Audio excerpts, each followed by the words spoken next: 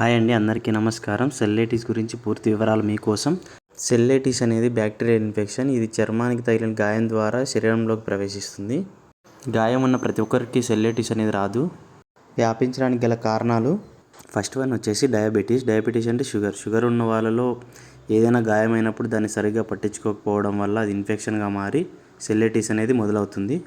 Second one వచ్చేసి అధిక బరువు మరియు ఊబకాయం. అధిక బరువు ఉండడం వల్ల మరియు ఎక్కువగా లావు ఉండడం వల్ల కూడా ఏదైనా గాయమైనప్పుడు సెల్లైటిస్ అంటే ఇన్ఫెక్షన్ అవ్వడానికి ఎక్కువ అవకాశం ఉంటుందన్నమాట. థర్డ్ వన్ వచ్చేసి తామర ఉన్న వాళ్ళు పదే పదే గీరడం వల్ల అది పుండుగా మారి ఇన్ఫెక్షన్ అయ్యి సెల్లైటిస్ మొదలవడానికి ఎక్కువ ఛాన్సెస్ ఉంటాయి. నెక్స్ట్ వన్ వచ్చేసి ఆల్రెడీ గతంలో సెల్లైటిస్ ఉన్నవారు ఆ గాయాన్ని ఇంకా కొంచెం ఉన్నప్పుడు దాన్ని సరిగ్గా పట్టించుకోకపోవడం వల్ల నెగ్లెక్ట్ చేస్తే మళ్ళీ అది సెల్లైటిస్గా మారడానికి ఛాన్సెస్ ఉంటాయి అన్నమాట.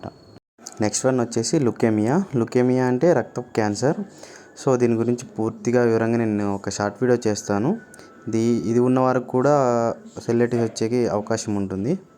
నెక్స్ట్ వన్ వచ్చేసి HIV మరియు ఎయిడ్స్. ఇవి ఉన్న వారికి కూడా సెల్లైటిస్ రావడానికి ఎక్కువ అవకాశం ఉంటుంది. అంటే మనం ఇప్పటివరకు చెప్పుకున్న కారణాలు ఉన్న వాళ్ళందరికీ సెల్లైటిస్ వస్తుందని కాదు, మామూలుగా నార్మల్ వాళ్ళతో పోలిస్తే ఈ కారణాలు ఉన్న వాళ్ళకి ఏదైనా గాయమైనప్పుడు సెల్లైటిస్ రావడానికి ఎక్కువ అవకాశం ఉంటుందని చెప్తున్నాం అన్నమాట. నెక్స్ట్ వచ్చేసి సెల్లైటిస్ యొక్క లక్షణాలు. అంటే సెల్లైటిస్ మొదలయ్యే ముందు మనకు తెలిసే లక్షణాల గురించి చెప్పుకుందాం ఇప్పుడు. ఎరుపు మరియు వాపు. మనకు సెల్లైటిస్ ఏ ప్రదేశంలో స్టార్ట్ అవుతుందో అక్కడ ఈ లక్షణాలు కనిపిస్తాయి. నెక్స్ట్ వన్ వచ్చేసి చలి, జ్వరం మరియు అలసట. సెల్లైటిస్ మొదలైన వారికి ఈ లక్షణాలు కూడా కనిపిస్తాయి అన్నమాట. నెక్స్ట్ వన్ వచ్చేసి దద్దుర్లు మరియు బొబ్బలు.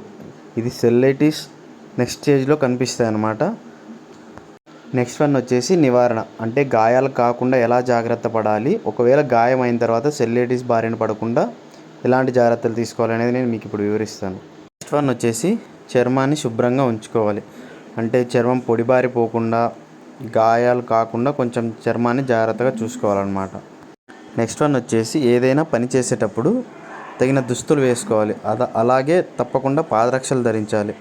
అంటే ఎలాంటి పనైనా, పొలం పనైనా, చెక్క పనైనా, ఏదైనా పని చేసేటప్పుడు మనకి పుల్లలు, మేకులు ఇలాంటివి పొడుచుకోకుండా జాగ్రత్తలు తీసుకోవాలన్నమాట.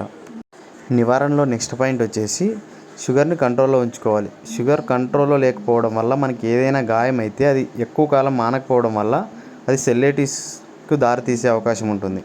ఫోర్త్ వన్ వచ్చేసి బరువు తగ్గడం వల్ల కూడా సెల్లైటిస్ బారిన పడకుండా తప్పించుకోవచ్చు.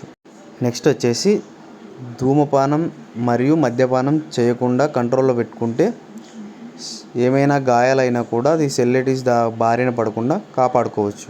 ముఖ్య గమనిక, ఈ సెల్లైటిస్ లక్షణాలు కనిపించిన వెంటనే దగ్గరలో ఉన్న డాక్టర్ని సంప్రదించండి. ఇష్టం వచ్చినట్లు జెండు బాంబులు అలాంటివి రాయడం వల్ల ఇంకా తొందరగా వ్యాప్తి చెందే అవకాశం ఉంటుంది. ఇది ముఖ్యంగా వయసు పైబడిన వారిలో తొందరగా వ్యాప్తి చెందుతుంది. ఎందుకంటే రోగనిరోధక శక్తి తక్కువ అవుతుంది వయసు పైబడిన వారికి. ఈ ఇన్ఫర్మేషన్ ఎంతో కొంతమందికి ఉపయోగపడుతుందని ఆశిస్తున్నాను.